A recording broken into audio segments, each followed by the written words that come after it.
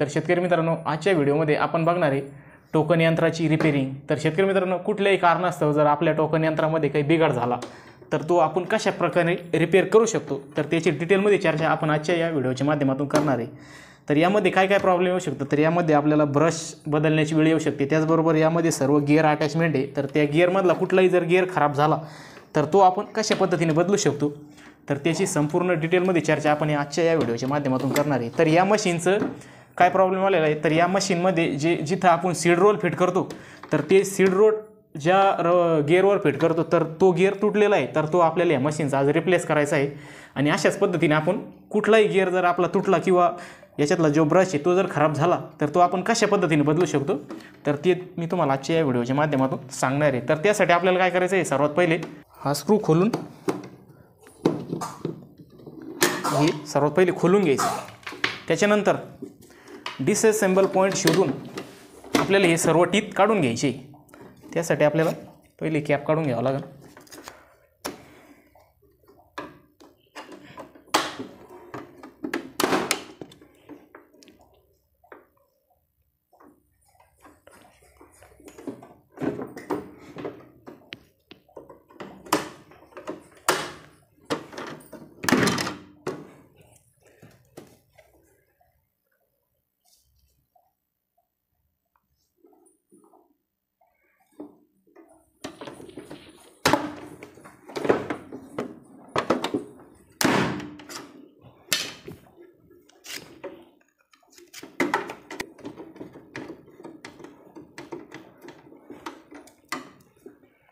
Cap खोलून हे सर्व स्क्रू, हे 4 स्क्रू खोलून घ्यायचे दात्याचे।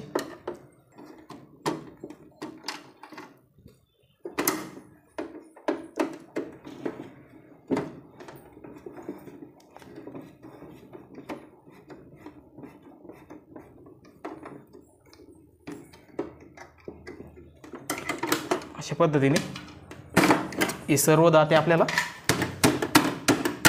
काढून घ्यायची।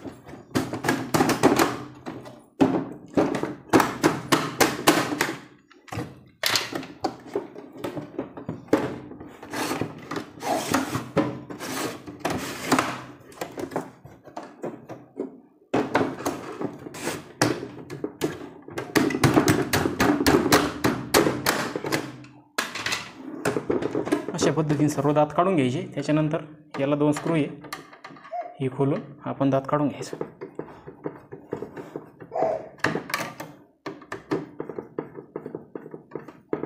त्याच्यानंतर ही आपली वरची एक प्लेट मोकळी होऊन जाते।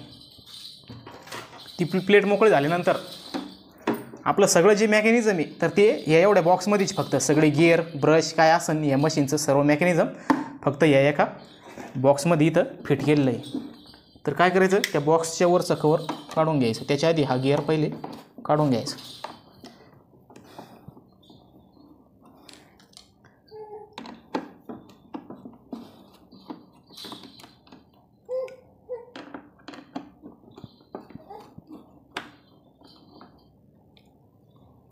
पहिले हा गिअर निघाल, त्याच्यानंतर हे वरचं एक कवर आहे, ही बेरिंग आणि हा गिअर पहिले सेपरेट होईल।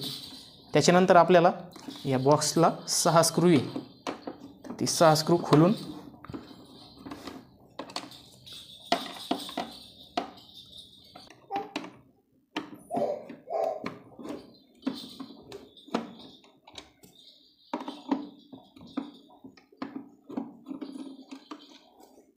तर अशा पद्धतीने स्क्रू खोडून ह्यो बॉक्सचा कवर बाजूला झाला। त्यानंतर आपण या तिन्ही गिअरपैकी जर आपला काही प्रॉब्लेम झालेला असेल तर ते आपण चेंज करू शकतो। तर आपलं काय, तर या मशीनचा काय प्रॉब्लेम झाला आहे, आपलं जे सीड रोल जिथं बसतं तर ते ह्या अशा पद्धतीने मोडलेलं आहे। तर आपल्याला त्याला हे असं नवीन टाकायचं आहे। आता तर सर्वात पहिले आपल्याला जो पार्ट चेंज करायचा आहे, किंवा आपण अशाच पद्धतीने इथून ब्रश पण बदलू शकतो, किंवा या 2 गिअरपैकी काही प्रॉब्लेम झाला तर आपण इथूनच सगळं याचं रिप्लेसमेंट करू शकतो. तर आपल्याला हा गिअर आपण नवीन आता याला टाकणार आहे. तर अशा पद्धतीने बसवायचा. त्याची बेरिंग पहिले इथं बसून घ्यायची. बेरिंग बसवल्यानंतर सर्व बेरिंगा वगैरे व्यवस्थित चेक करून, आणि जे आपण 6 स्क्रू खोलले होते तर ती 6 स्क्रू फिट करून घ्यायचे असे.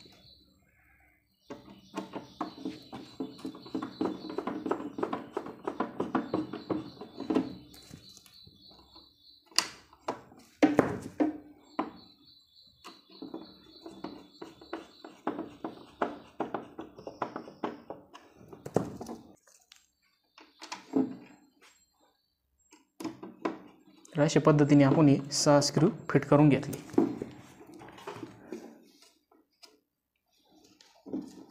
त्याच्यानंतर आपल्याला हा छोटा गिअर पहिले फिट करून घ्यायचा. इथं तो अशा पद्धतीने इथं या त्याच्या जागेवर बसून जाईल, आणि त्याची वरची बेरिंग आणि ती कवर दोन्ही पण फिट करून घ्यायचं.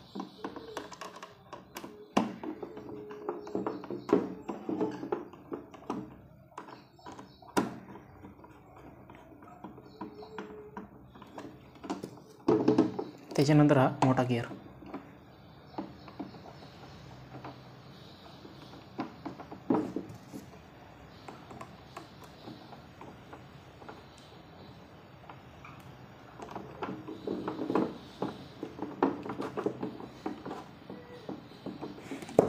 अशा पद्धतीने आपलं सर्व गिअरची फिटिंग प्रॉपर झालेली.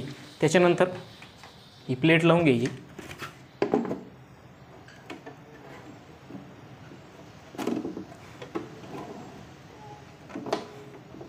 प्लेट लावून घेतल्याच्यानंतर आपले सर्व टीथ जे तर ते आपल्याला आता बसवायचे. तर त्यासाठी काय करायचं, हे जे खाचे हे मशीनचे तर ही पहिले मॅच करून घ्यायची. सर्वात पहिला दाता इथं ज्याचे आपण 2 स्क्रू खोलून जो दाता बसवला होता तर तो दाता इथं सर्वात पहिले बसून घ्यायचा.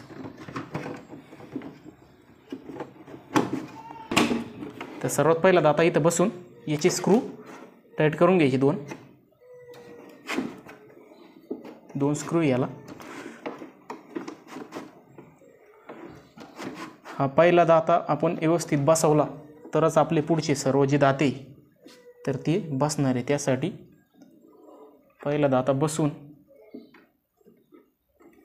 स्क्रू टाईट करून घ्यायचे.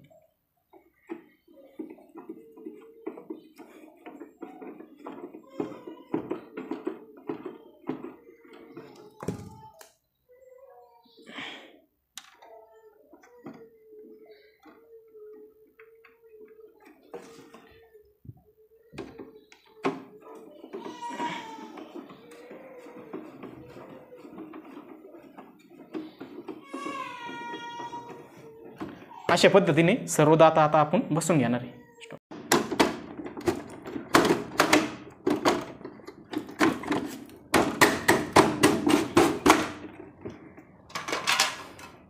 अशा पद्धतीने एक एक करून सर्व दाते बसून घ्यायचे.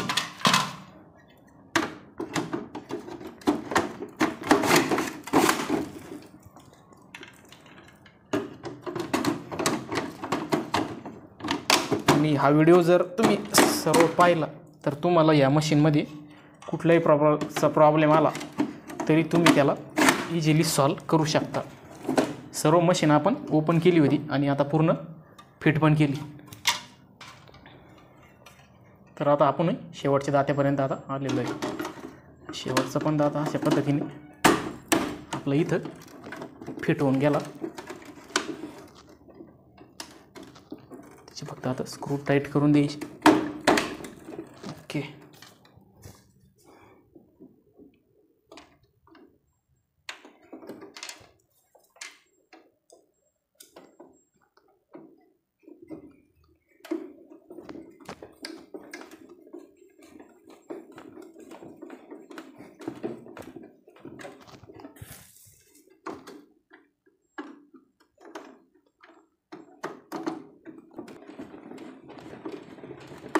तर अशा पद्धतीने आपण शेवटच्या दात्याचे 4 स्क्रू फिट करून घेतले. त्याच्यानंतर आपण जे कॅप काढले ते आता आपल्याला बसवून द्यायचे.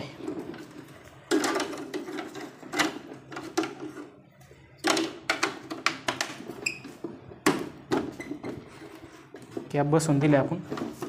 त्याच्यानंतर हे गिअरचं कवर आपल्याला फिट करायचं. गिअरचं कवर फिट करून घ्यायचं इथं. ओके. त्याच्यानंतर आपलं हे सर्व मेकॅनिझम इथं फिट करून घ्यायचं आहे राहिलेलं.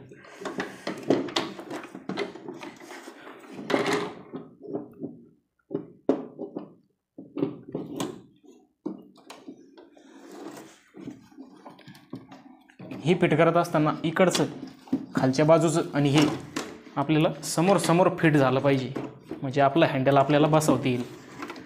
नाही तर हे जर मागं पुढं फिट झालं तर आपलं हँडल बसणार नाही याच्यामध्ये.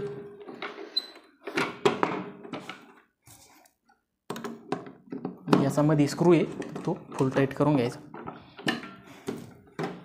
तर अशा पद्धतीने आपली मशीन पूर्ण फिट झालेली आहे.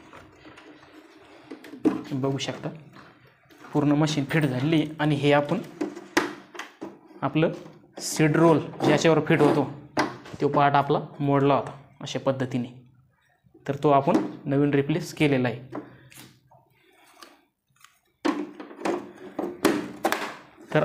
तर अशा पद्धतीने आपल्या टोकन यंत्राला जर कुठलाही प्रॉब्लेम आला तर तो अशा पद्धतीने आपण सॉल्व्ह करून त्याचा जो पण पार्ट गेलेला आहे तो रिप्लेस करू शकतो.